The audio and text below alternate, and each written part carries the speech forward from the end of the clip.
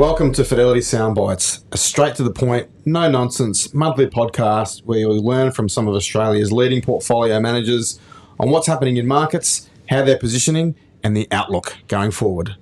This month, I'm standing in for Andrew Dowling, who's taking a well-deserved break. My name is Simon Glazer. I'm head of wholesale sales here at Fidelity. This month marked the 20th anniversary of the Fidelity Australian Equities Fund. The fund launched in June of 2003 and since then has delivered a return of over 11% per annum after fees. That is over 2% per annum more than the benchmark. And anyone that understands the power of compounding would say that's a pretty good effort. And for those that find it difficult to think back that far, back in 2003, cash rates here in Australia was around 5%. The median house price in Sydney was $460,000, $290K in Melbourne and $240K in Brisbane. We had a Liberal government under John Howard. Finding Nemo was the top film here in Australia, and at the end of June 2003, Delta Goodrem had the top song on the Aussie charts with Innocent Eyes. I'm sure we all remember that. So today we'll be looking back on our key learnings, observations, and what's driven that success over that time, which will likely deliver positive outcomes for many years to come. So again, we're joined by Paul Taylor. And Paul, good morning, and congratulations on a really successful 20 years. Simon, thank you so much. It's actually so much nicer to have you here interviewing me today than Andrew. So we're off to a good start. But incredibly happy and proud of what we've achieved over the last 20 years as well. Perfect. And I think it's definitely an achievement to be proud of. When you think about the experiences of investors over that time, it's a really significant outcome that I think we should be definitely proud of. So let's just kick off with performance. Performance doesn't happen in a straight line, like we know. There's ups and downs. What are some of your observations over the last 20 years on both the positive performance periods and the more challenging periods of performance? Yeah, so if we start with, I guess what I'm really happy about, and as you talked about, fund we've been able to generate after fees, just over 11% per annum for our clients. That's helped them, achieve better retirements or save more for university or whatever they were saving for in that process, or just part of their superannuation fund. But what I love to sort of look at it in terms of, if you had invested $10,000 in the fund at inception, that $10,000 would now be worth a little bit over $80,000. So more than 8 times your money in that 20-year period. And comparing that against the market, if you just invested in the main index of the market, the ASX 200 accumulation, and that doesn't include fees, that would be about $55,000. But even cash, which I think is a really interesting one, that's probably worth more like $20,000 in terms of cash over that period as well. So you can also see, while it's 2% per year, over 20 years, that really adds up. And that's sort of the compounding of equity markets to start off with, but also just getting a little bit more than what the market's able to achieve actually makes a big difference over a long period of time. So, and I'm incredibly proud and happy that's, at the end of the day, we've helped clients retire better, have that better retirement, save, better savings for whatever they wanted to spend the money on. Now, as you rightly point out, it doesn't go in a straight line. That doesn't work exactly. We're just outperforming by that 2% every year. Some years it's 4%, some years it's 0, and some years we go backwards a little bit as well. But the important thing is the long-term process, which is the key thing, and which is what we're focused on when we invest in companies as well. But if you look at the sort of negative side of things, I think there's probably been 3 periods where we had a tougher period.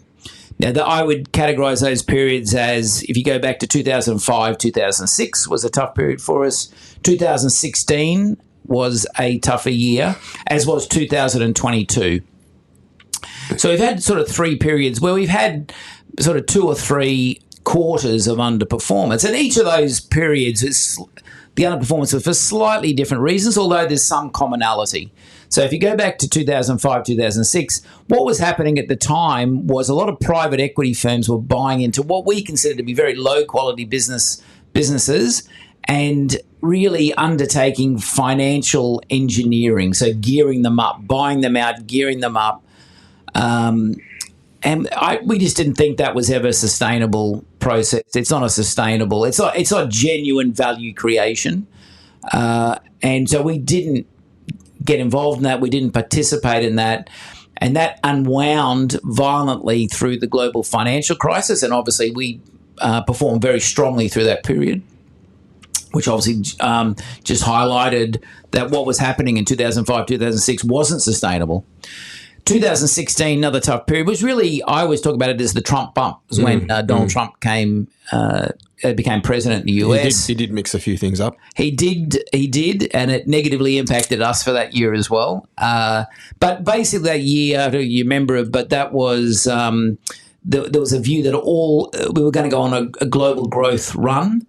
And basically, a rising tide lifted all ships, including very low quality, structurally challenged businesses. And we tend to favour better quality, good management teams, great businesses, and that wasn't a good year for them, or was once again an unsustainable bounce in poor quality businesses. And similarly, in 2022, the increase in inflation and interest rates was advantageous for structurally challenged businesses where their earnings are today, but their future earnings in doubt.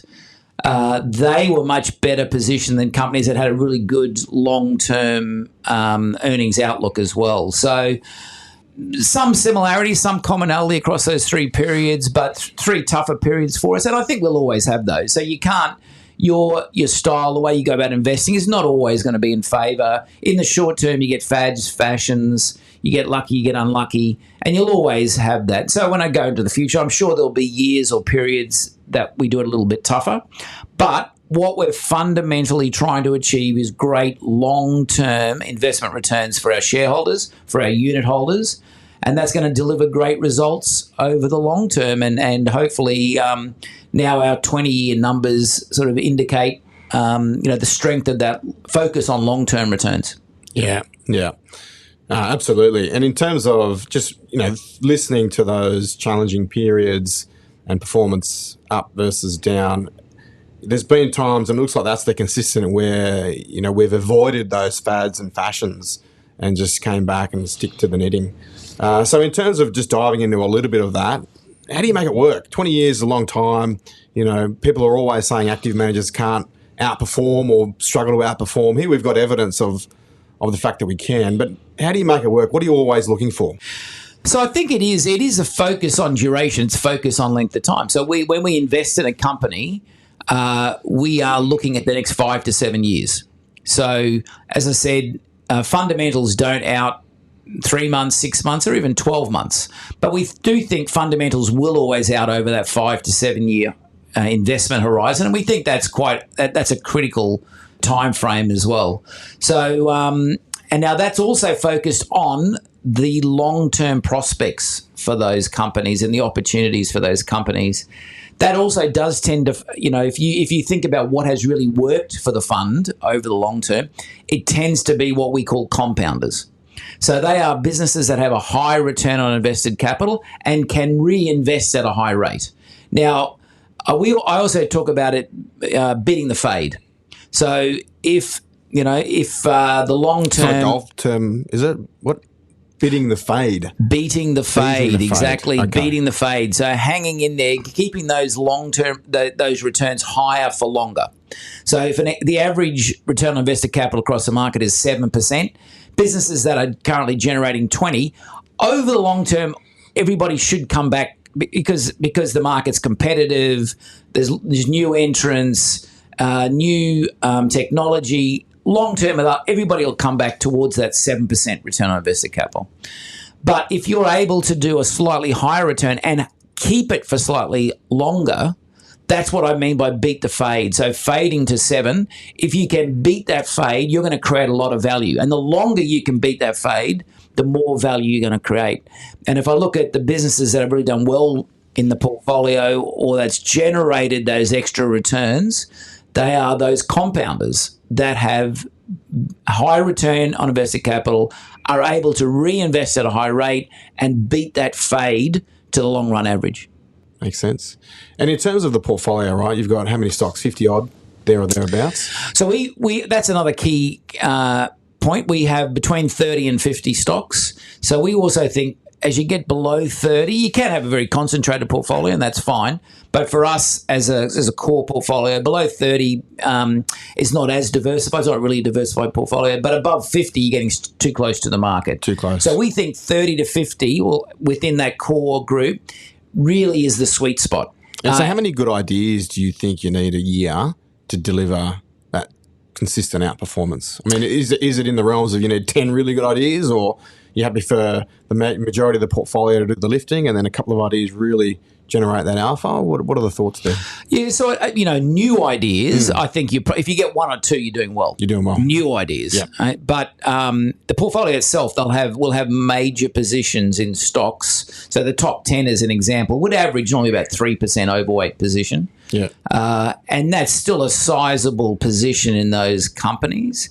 And I guess in that top 10, what I tend to focus on is companies. I love that sort of call option payoff where the company doesn't have there's not a lot of downside in the share price, but there's a lot of upside if things go right. Yeah. And that's what I love, to set it up like that.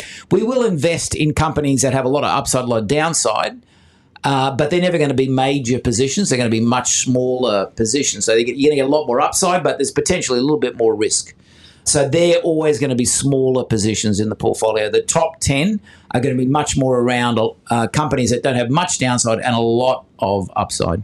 Yeah, very good. So we've talked about, the winners and the outperformers, but in 20 years, I dare say you've seen a few bad calls, failures. What are some of the key lessons learned, and maybe talk us through some of those examples? Yeah, Simon, definitely. And I guess that's just part of investing. Investment is a risk return. So you are always taking risk. And in fact, I want to take risk in the portfolio. I just said I want to get it correctly priced. Yeah. That's really what I'm looking for. Now, unfortunately, sometimes those risks don't pay off, or you might get unlucky, or you just get your investment thesis incorrect. And that's right. As you look over the 20 years, we've definitely had stocks that haven't performed well, that have gone poorly. But I guess on a positive sense, why the portfolio has done well over time is that the stocks that have done really well, we've had big positions in. And the stocks that have had tougher times, we've had small positions in. Yeah. So I think that's made a big difference. And that's sort of, I always talk about portfolio construction being an evolution, not a revolution. So as we gain conviction in a company, we increase the position, or as we lose conviction, we decrease the position. It's never, a huge position from the start or get out of it straight away. It's really an evolving position. We want to gain conviction. So we're meeting with the market every quarter. Yeah. We're maintaining our own proprietary earnings, cash flow, valuation, balance sheet model on all of those companies, gaining conviction. What's the management saying? What's their strategy? Is that changing through time? Are they doing what they say they're going to do? So we are building conviction in those companies. But having said that, even as you build, even as you take a position in a company, things can still go wrong. And I guess I'd come back to probably a couple of, I'd probably put some of the poorer performing business or investments really in a couple of buckets. And they've come into probably two things. One is balance sheet, and the second one is cyclical versus structural, and maybe we've got that wrong. So, balance sheet's just critical. Even in a business that's in a cyclical decline, that's often easier to value when it's in a cyclical decline. You can say, okay, they're down, but we think that they'll recover over the next 5 years, and if the valuation there looks really attractive, that's great. But if they don't have the balance sheet to get you to the other side, or there's some issue with their inventories that's going to deteriorate the balance sheet, you might not get to the other side to actually get the benefits of that cyclical recovery. Yep. So that's the first area. And then the second area probably is we spend a lot of time working out whether a business is cyclical or structural. And really the ultimate is a business that's in cyclical decline but has structural growth. Yep. That's what you want to buy. You want to buy into that long-term structural growth. If it's in cyclical decline, often you can pick it up at much better valuations. Yep. So that's really what you want. But sometimes you don't get it right. So I know, a couple of examples of we have, we thought it was structural growth, but it was really cyclical. And I think, the experience and following these things in markets, if it's a cyclical business, it very seldom changes its spots and becomes a structural business. So once cyclical, normally always cyclical. And you just learn those lessons through time. So we do spend a lot of time working out what's cyclical, what's structural, but you don't always get that right as well. Yeah. And sometimes the timing just doesn't work.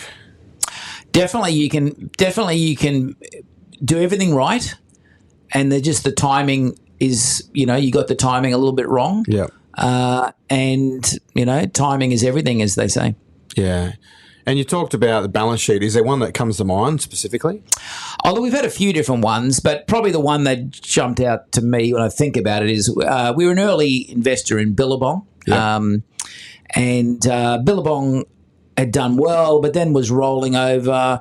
There was some concerns about whether the fashion was still attractive to younger people. We did a lot of work on the social networks, and the positive comments that were coming out were very good for Billabong. I think they were still very much there on the fashion side.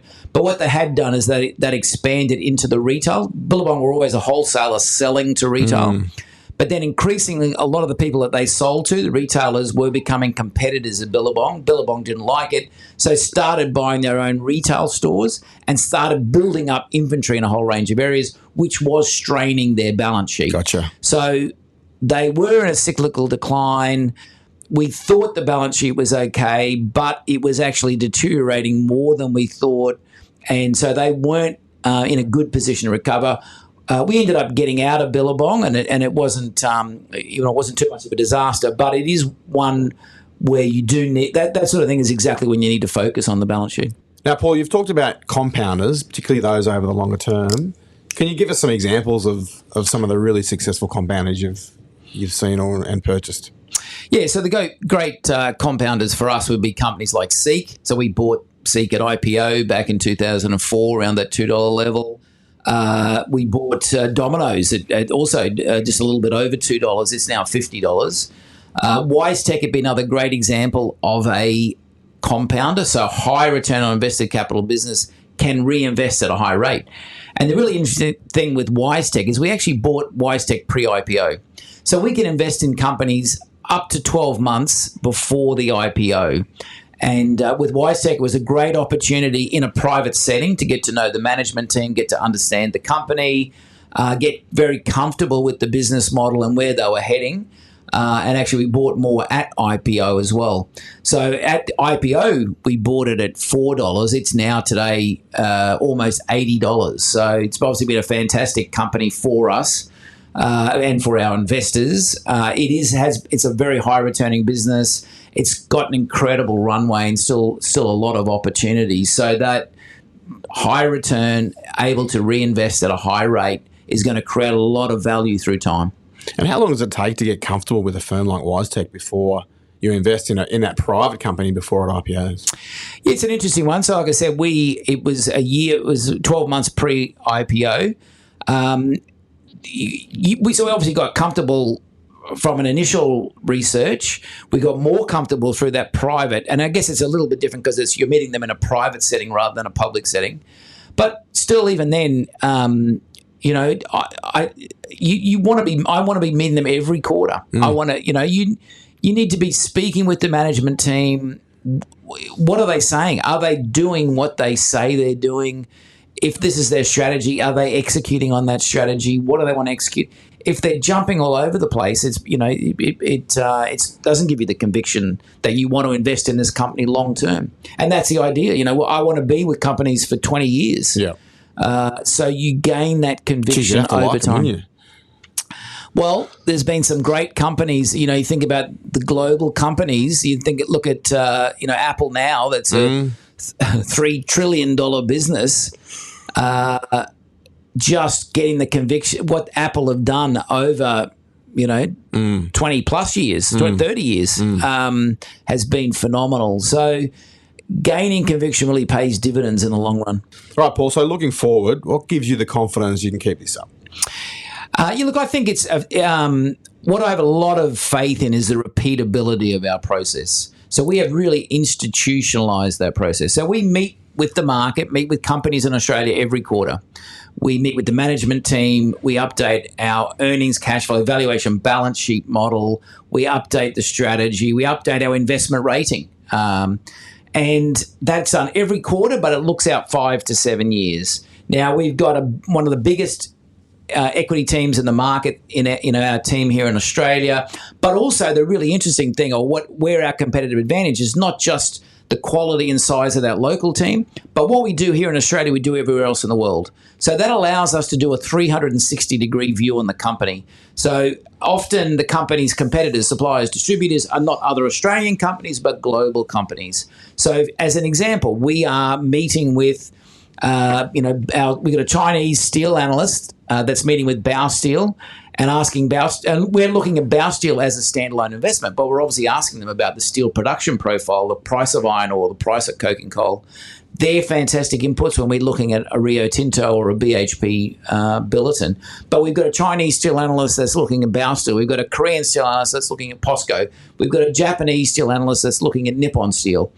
That's a 360-degree view on that company and on that industry that really gives us incredible insight and a real competitive advantage, which should drive the repeatability of that outperformance over the long term.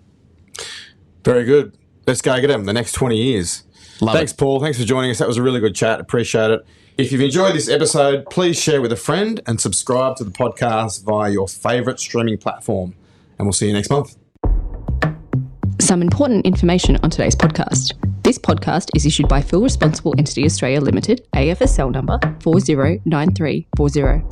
This podcast is intended as general information only and has been prepared without taking into account any person's objectives, financial situation, or needs.